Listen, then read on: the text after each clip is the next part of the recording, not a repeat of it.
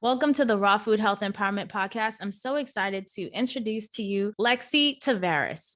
Lexi Tavares is one of our guest speakers at the Raw Food Health Empowerment Summit, which you should definitely register for. It is launching the first week of October, and you definitely want to be there. It's a place for inspiration and motivation on your raw food journey.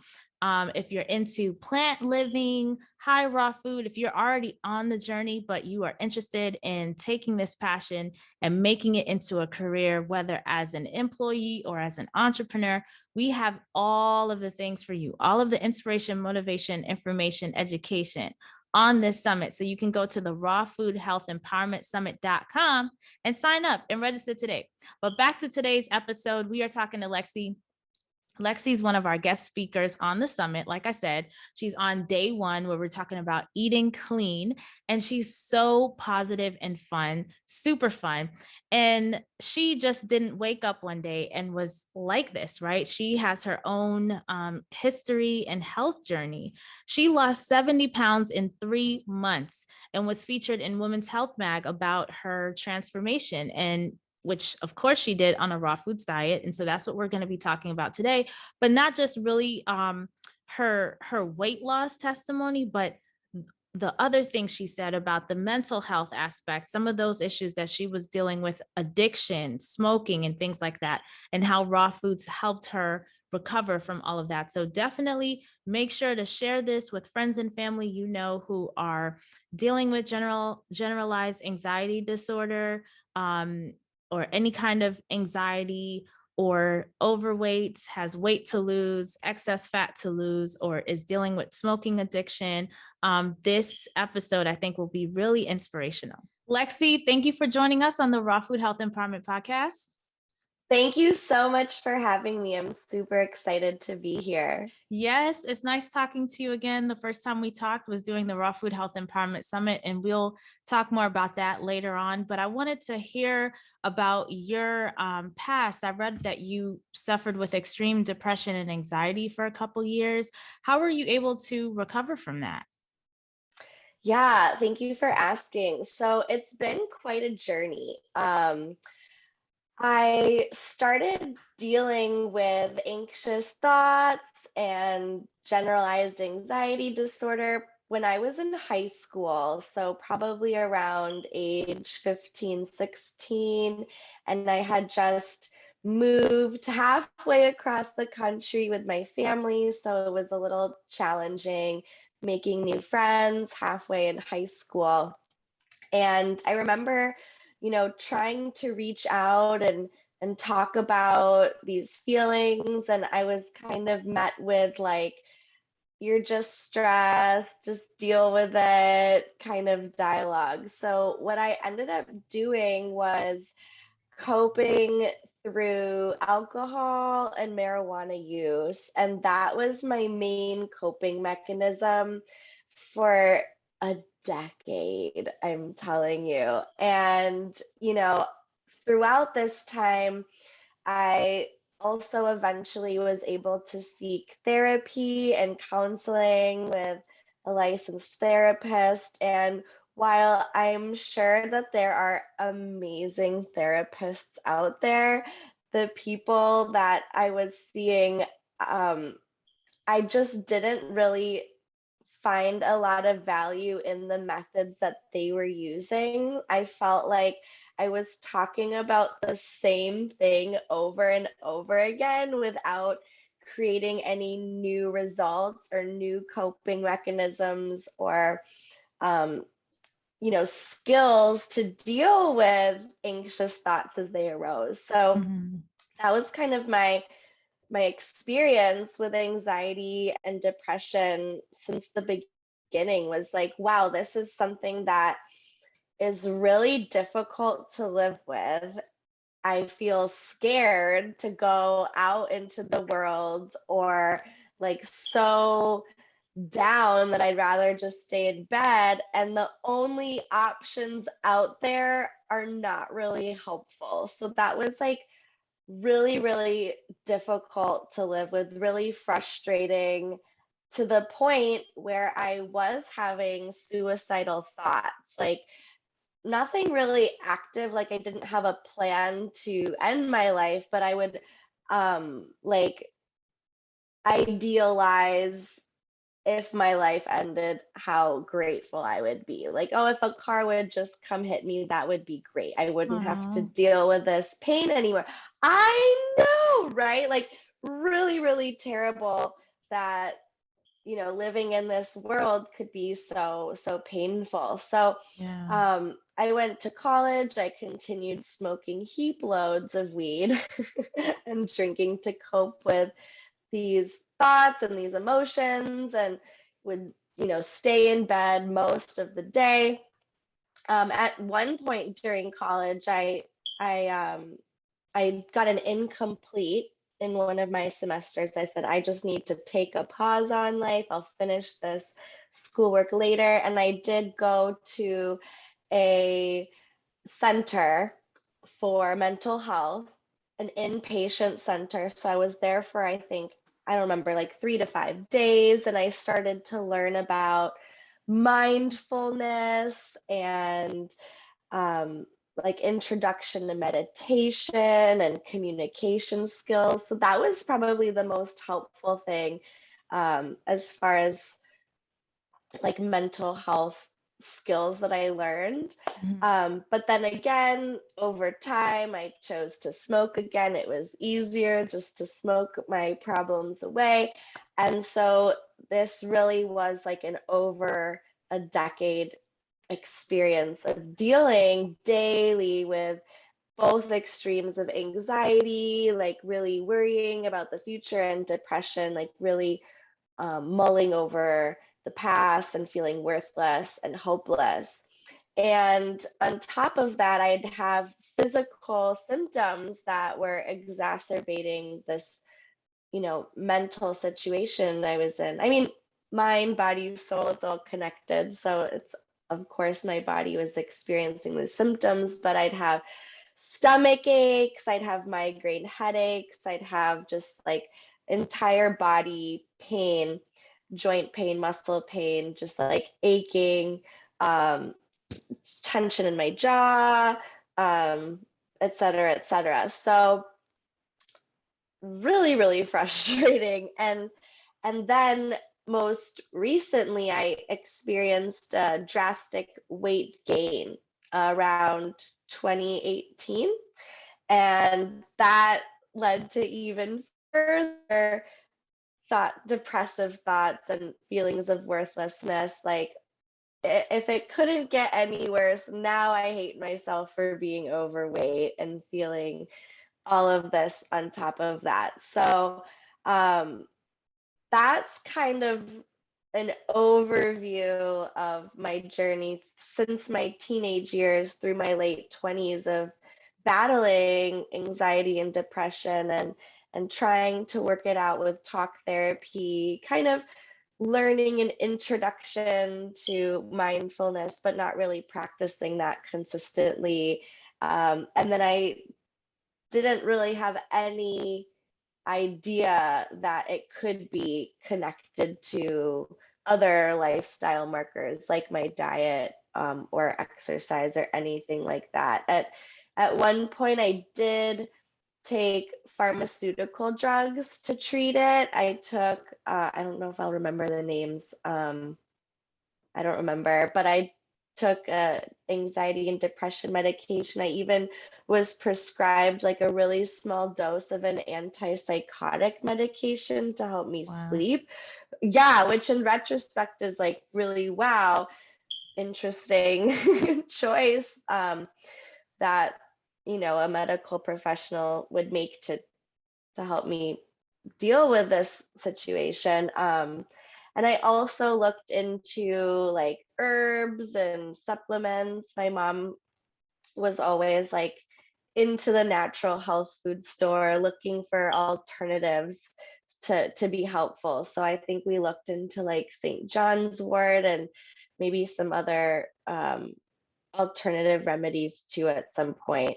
Mhm. So that is kind of my journey. I just remember like how difficult everything was, Sam. Like I wouldn't even answer my phone because I was scared to talk to people. I literally would stay in bed as long as possible because everything just seemed to be doomed in my Yeah. mind. Like it was going to be that bad. So, if anyone's listening to this and they can relate, like it's okay. I've been there. I know how much it sucks. And I also know like another way of living is possible. And, if it's not that bad and you're just dealing with mild anxiety thoughts, like, what's bad and what's good, it's all how we're experiencing it. And it can be really, really real. So I feel you, I hear you. And yeah, thank you for letting me share.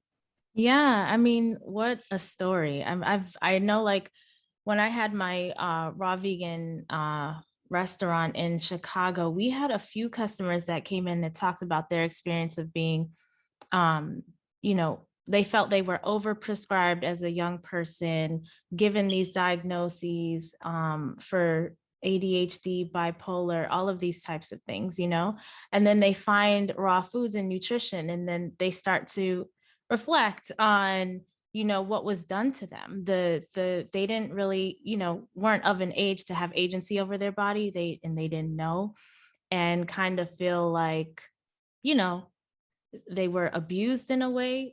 Certain things were recommended and given to them that they wish weren't. And I would love to know like your perspective on that. Like, what do you feel made the biggest difference in your life for the folks who are going through this and dealing with it? I heard mindfulness meditation. Do you think that was the ultimate, like even over talk therapy? And did talk therapy ever get to the root of why you needed the marijuana and all this stuff?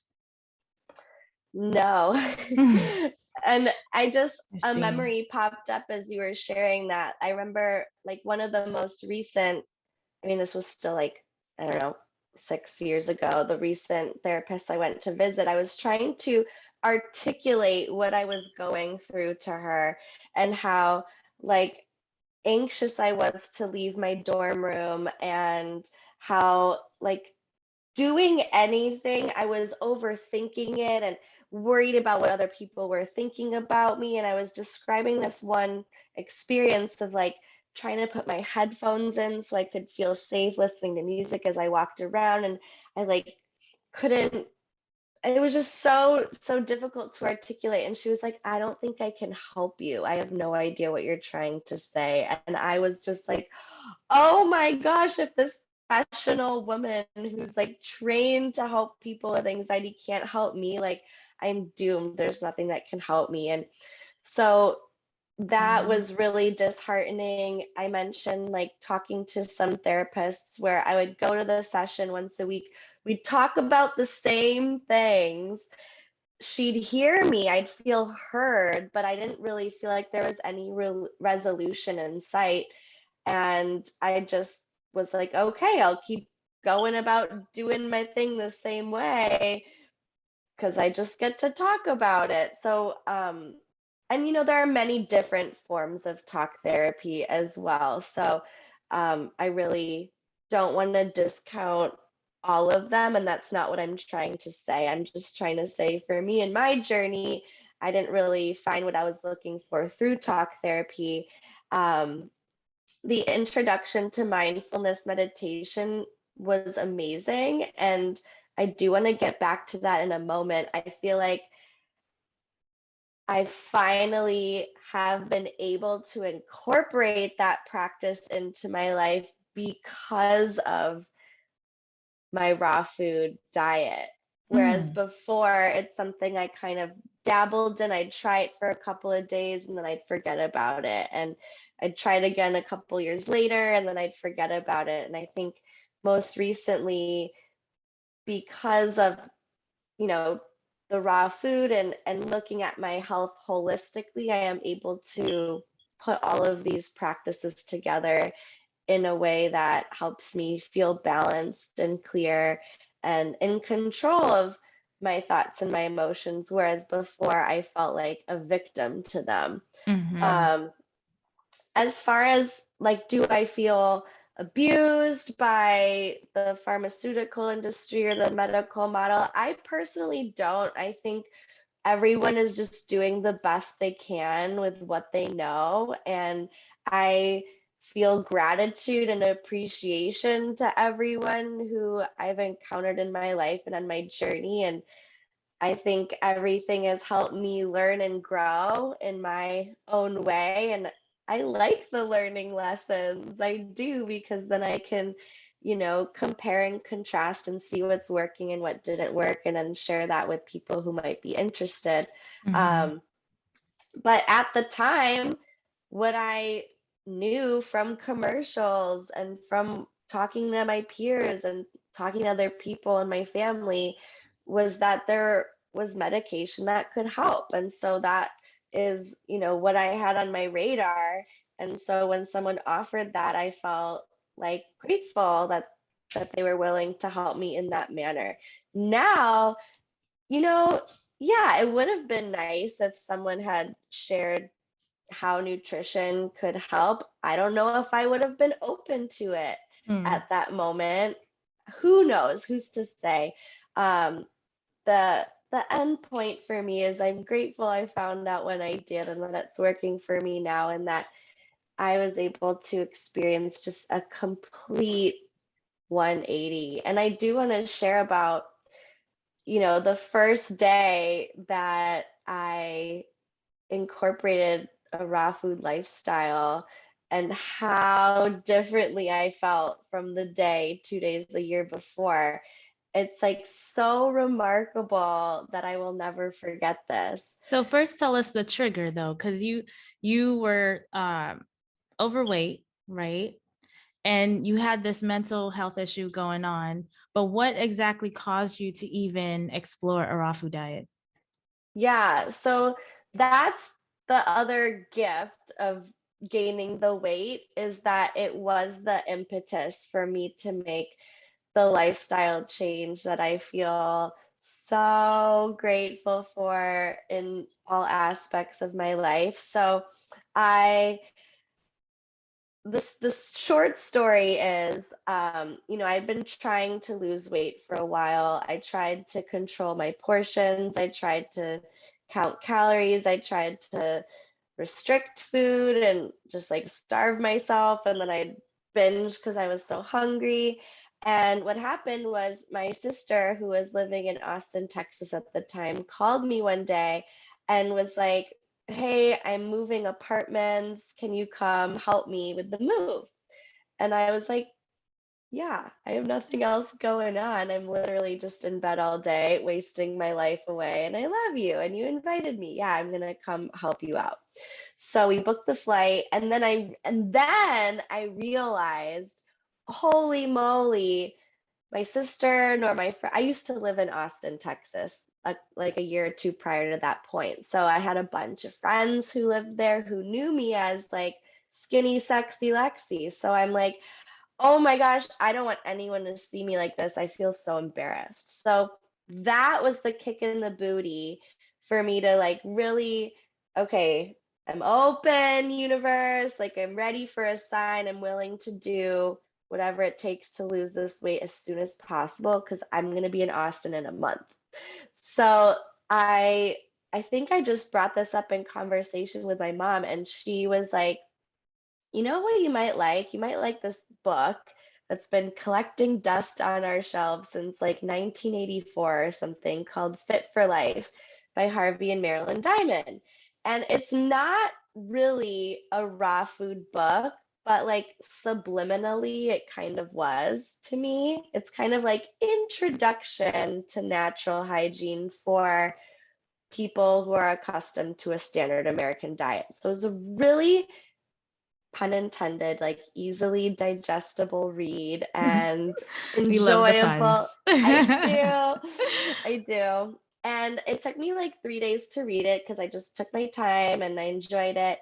And at the end, I was like, this makes so much sense. I'm going to start this tomorrow. So the recommendation was to eat fruit till noon, raw till 4, and a properly combined meal for dinner. And they're like, in short, proper combination is like protein and veggies or starch and veggies. Like you never mix a protein and a starch. So that was like my intro to food combining: fruit for breakfast, salad for lunch, healthy cooked food for dinner. So the first day I eat fruit for breakfast and I feel amazing because I was like a toast and butter and whatever breakfast kind, like 5 pieces of toast kind of person.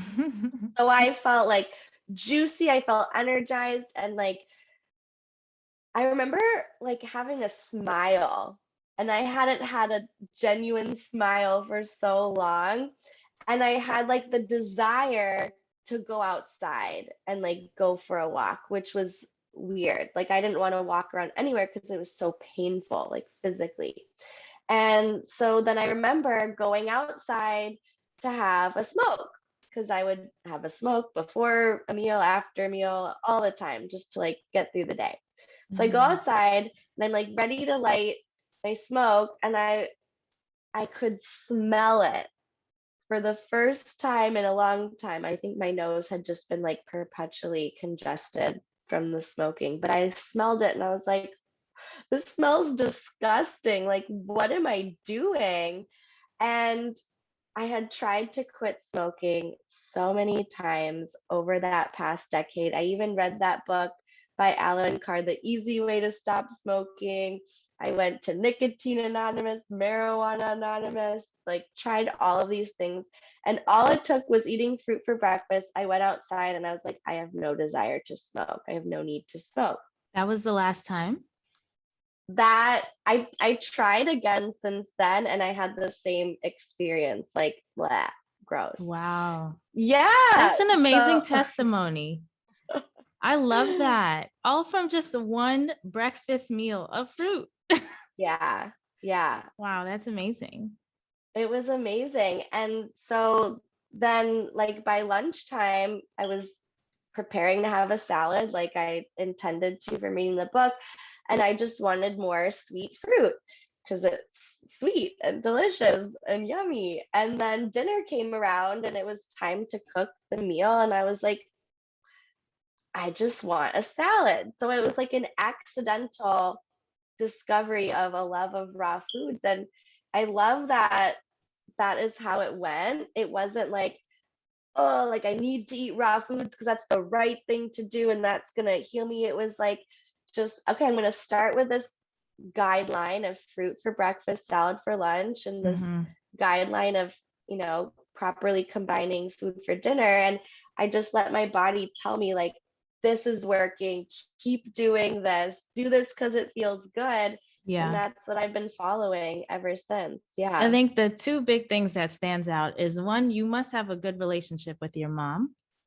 I'm assuming because she's like the central figure that you bring up. Like, I talked to her about this and she gave me the book, and the fact that you read the book on her recommendation just shows that you trust her and whatever she Mm. recommends, right? So there's that. And then secondly, it started because you did not want people who knew you to see you looking a certain way. So it had like a certain vanity aspect to it. Mhm. So that's how it was like accidental. So, I mean, those things are really important to know. Like for me personally, just trying to create a culture of health. As you know, this is the theme that we talk about in the summit. I asked all the speakers, what do you think is needed to create a culture of health? Learning what makes people change, like that behavior change, what is that catalyst that's really, crucial to them. And what I've learned, even with the folks that in my family, like you could be a doctor, uh, whatever, like you could have all of the credentials, master's, PhD, it's not going to matter. Joe from down the street who you went to school with is the person that's going to get to you, like, that's going to make you change and be on the herbs and the raw foods, which is really fascinating to me because like from a professional perspective, in amongst health coaches and other folks, they feel like they need all of these credentials and certifications, but that's not what's making people change. you know um So I love your story. I love your testimony. I think that is so amazing. Like the power of raw foods. Yeah, thank you. I completely agree. And it was such a surprise journey that unfolded for me. So I'm really grateful for how it all unfolded. I'm grateful that I gained the weight so that I could come to this realization and release it. And not only did I release the weight really quickly, like more quickly than I've ever heard people release weight on any other program, but it healed all of these ailments that I had been suffering with for years, physically, mentally, soulfully. Like, I don't know if I mentioned this, but I'd been getting migraine headaches since I was 5 years old. Wow. And we had gone to the neuro specialist, the allergist, the pediatrician, and they did all the tests and they said, you're not allergic to anything, you're just stressed.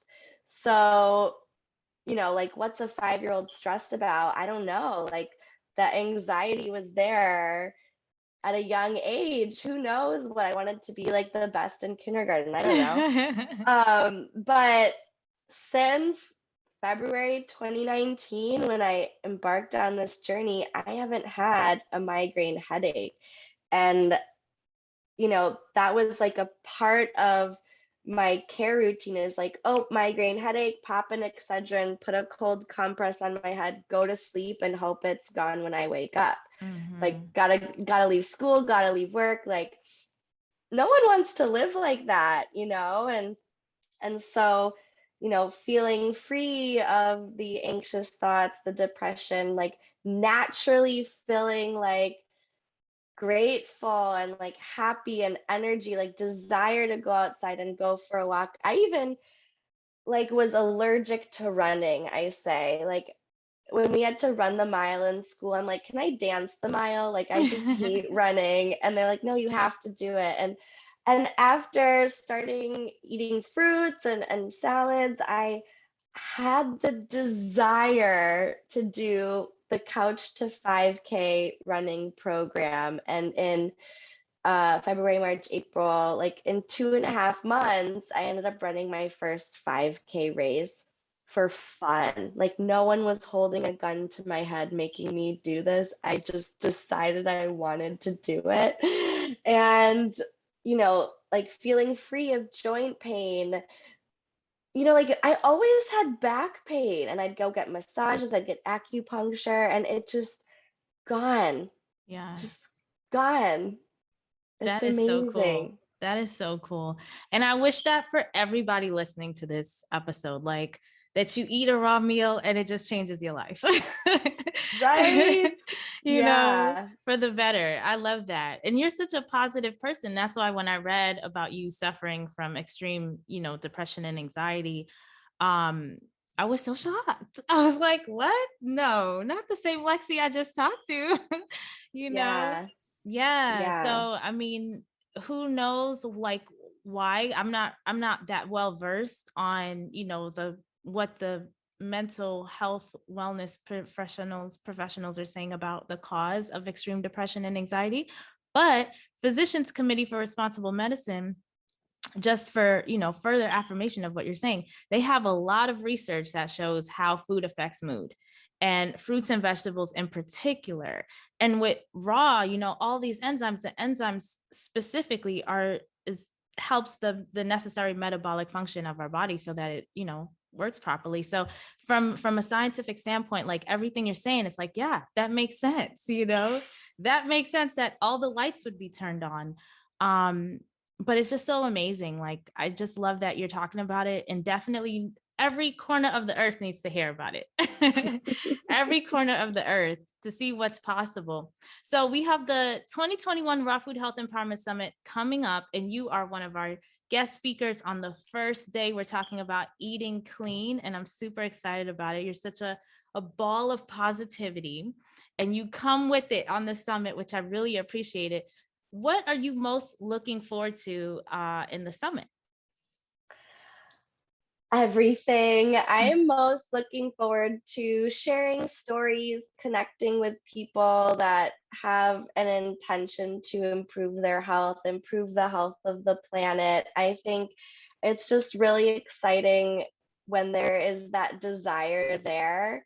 And even just like a little speck of curiosity and being open in your mind and heart. And it just brings up something you mentioned like earlier about how, we might not listen to the person in the white lab coat with the list of credentials and qualifications, but we might listen to so and so down the street. And I think that really just goes to show how powerful it can be to share our story. And I think we connect with others through storytelling. And so I'm so grateful to share my story here with you now and to share on the summit and to hear everybody else's stories, because that's how we connect and resonate and pick up on things that we might not have thought of before, and then make choices to, to affect our lives or to affect our loved ones' lives. And so I'm just so excited that it's an opportunity to share and sprinkle this love with everybody. Yeah. Yes, the positivity. And I love that the stories are putting color to the raw food community, because from the outside, a lot of folks look at raw foodies like, oh, those people over there. I can't relate because they're just, nature, and like hippies or whatever. And you feel there's like a disconnect, but you are a very real person with a very real history as to how you even got here. And so now Mm. folks seeing you here, they don't know the journey you had to take to get here. And now they get to see you are a real person. You're not just this, butterfly that fell from the from the sky, who's not dealing with real issues and real problems. Like literally real issues and real problems got you here.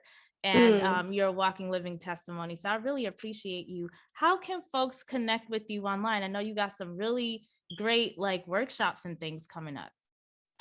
Yay! Yeah, thank you for asking. So I'm on Instagram as Healthy Dynamic Life.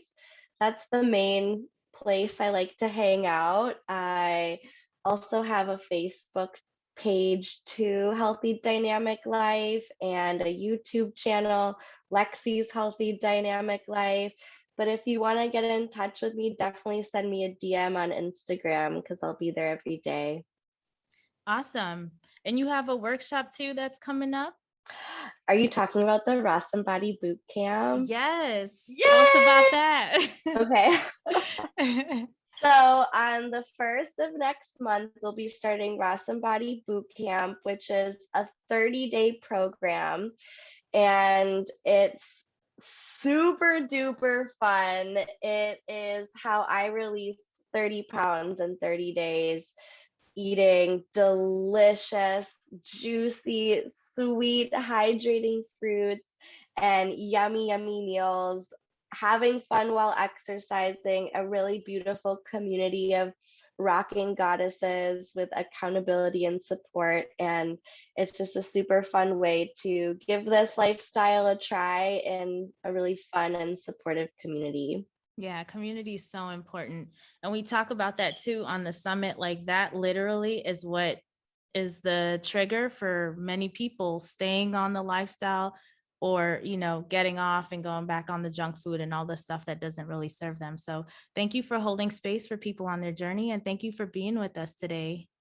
Thank you so much. It's truly my pleasure. I really appreciate you. And thank you to everyone who's listened. So much love and gratitude.